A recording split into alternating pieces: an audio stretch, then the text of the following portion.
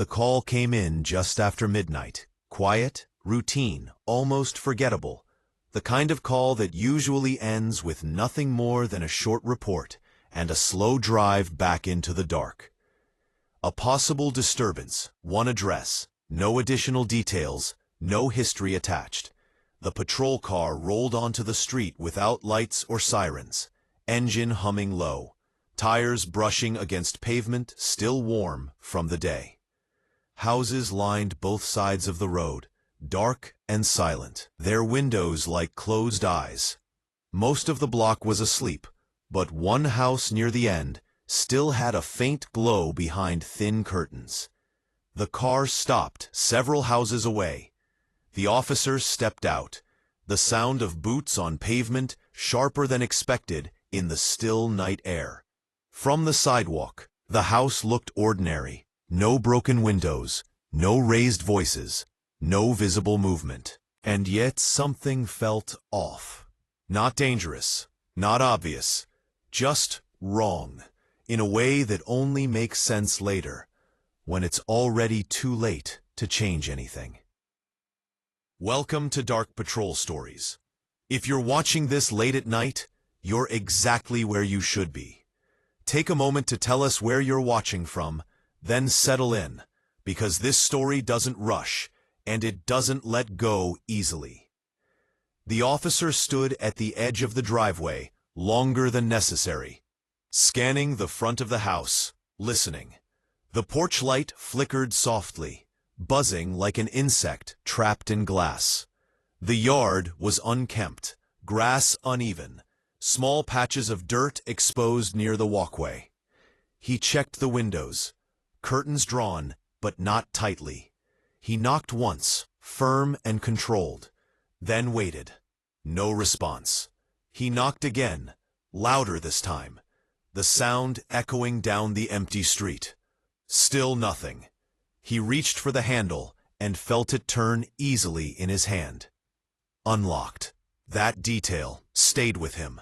Doors in this neighborhood were usually locked, even during the day.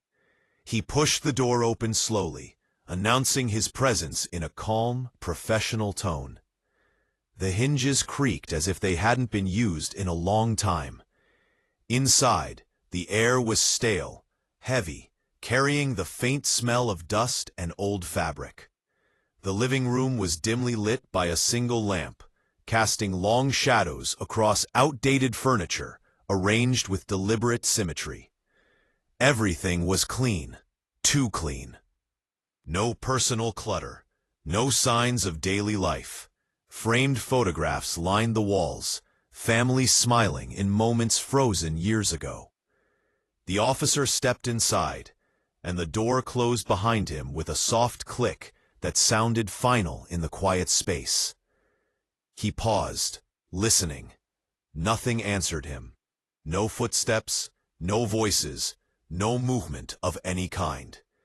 He adjusted his radio and began a slow, methodical search, announcing himself as he moved from room to room. The kitchen was spotless. Counters wiped clean. Sink empty. Appliances unplugged. A pot sat on the stove, cold, its interior dry and unused. It felt less like a home and more like a display, a carefully maintained illusion of normalcy. As he entered the hallway, the unease deepened. The walls were bare, except for a single clock, its hands frozen at a time that meant nothing. At the end of the hall, one door stood slightly open, a thin line of light spilling onto the floor. He approached slowly, every step measured now, senses sharpened by instinct rather than reason. Inside was a small office. A desk sat against the far wall, covered in papers, folders, and notebooks arranged in neat stacks.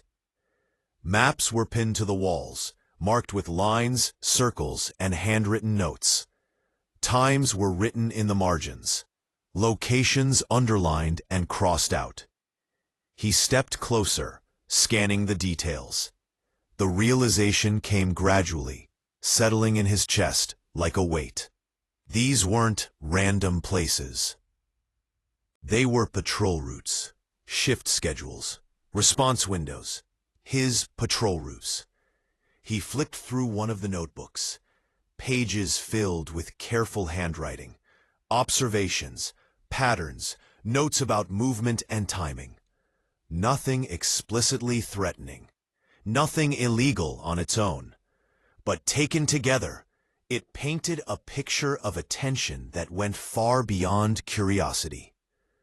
A sound came from behind him, soft, subtle, like a floorboard adjusting under weight. He turned quickly. Flashlight sweeping the hallway. Empty. The silence returned instantly, thick and absolute. He backed out of the room slowly, heart rate steady but elevated, awareness fully engaged now. This was no longer a routine check. He radioed in, reporting the unlocked residence and suspicious materials, requesting backup. The response came back delayed, distorted by static, but acknowledged. Units were on the way. He didn't know how long it would take. He continued the search, moving with purpose now, checking the remaining rooms. A bedroom at the end of the hall was equally bare. Bed made with military precision. Closet empty, except for a single hanger swaying slightly. Another detail that didn't make sense. At the back of the house, he found a door leading outside. It stood open, letting in a stream of cold night air that carried the smell of damp soil and leaves. He stepped into the backyard, flashlight cutting through the darkness. The yard was enclosed by a tall wooden fence, old and warped, boards uneven and weathered. The beam of his flashlight settled on a small shed at the far end, its door partially open. He approached slowly, scanning the perimeter as he moved. Inside the shed, more boxes were stacked neatly along the walls, each one labeled in small, precise handwriting. Tools hung from hooks, aligned carefully. More papers were taped to the interior walls, diagrams overlapping each other, notes written with the same meticulous care he'd seen inside. The level of preparation was unsettling. This wasn't disorder, it was intention. A sudden noise came from beyond the fence. Footsteps, fast, controlled, not running blindly, but moving with purpose. He turned, flashlight sweeping toward the sound. But whoever it was had already disappeared into the darkness beyond the yard. He radioed again, voice calm but urgent now, reporting possible movement near the property. This time, the response was clearer. Units were closing in. He returned to the house, positioning himself near the front entrance, eyes fixed on the street outside. Minutes passed slowly. Every sound felt amplified. The low hum of electricity, the distant bark of a dog, the faint crackle of the radio at his shoulder. His mind replayed the details, trying to assemble them into something that made sense. Nothing fit neatly. When backup finally arrived, the house was searched again, thoroughly this time. No one was found, no hidden compartments, no obvious escape routes. The papers were collected and logged, but they led nowhere. No names, no clear motive, no direct threats, just patterns, observations, and an unsettling focus on patrol activity. By morning, the scene was cleared. The street returned to its quiet routine, neighbors waking up unaware of what had unfolded during the night. The officer finished his shift, filed his report, and went home. But the feeling followed him. Days passed, then weeks. The house remained empty. No one came to claim it. No one moved in. The incident faded into quiet conversations and unanswered questions. The officer tried to put the incident behind him, but the details lingered. The unlocked door, the staged rooms, the maps that matched his movements too closely to be coincidence. He returned to that street several times over the following weeks, always during his shift, always without saying anything to his partner. The house remained exactly as it had been left, empty, silent, untouched.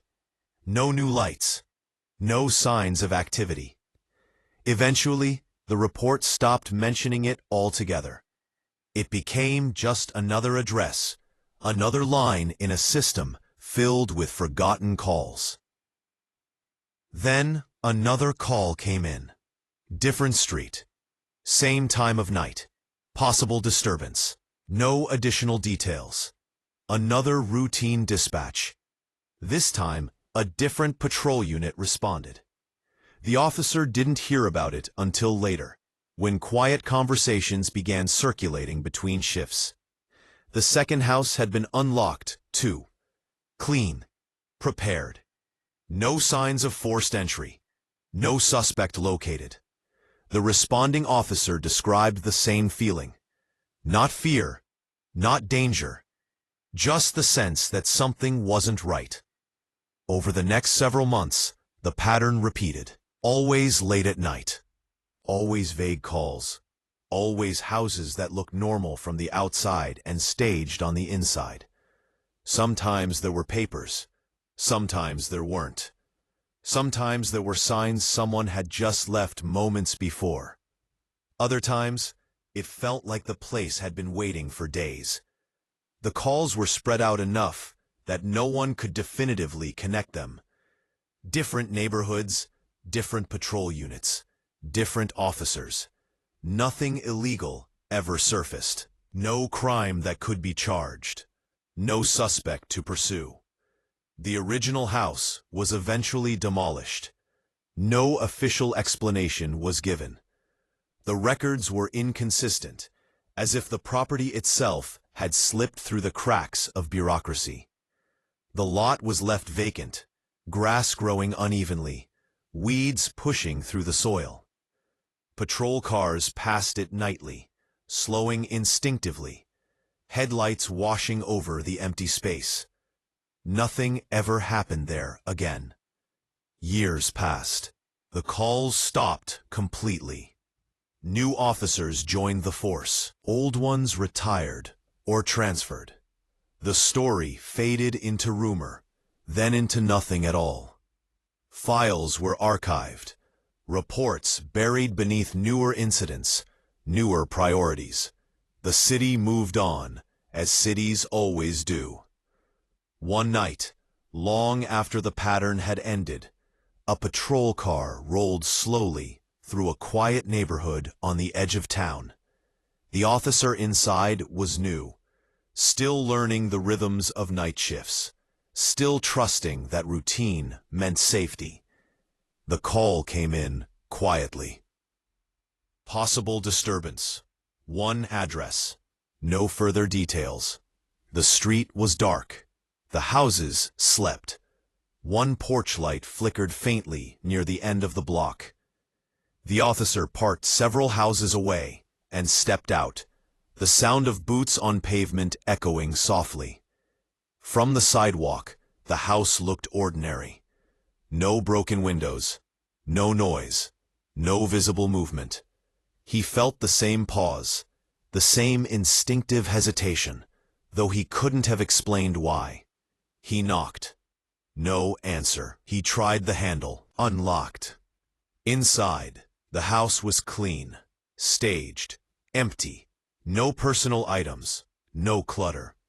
Just furniture arranged with deliberate care. In the kitchen, a notebook sat on the table, placed neatly at the center. The officer opened it.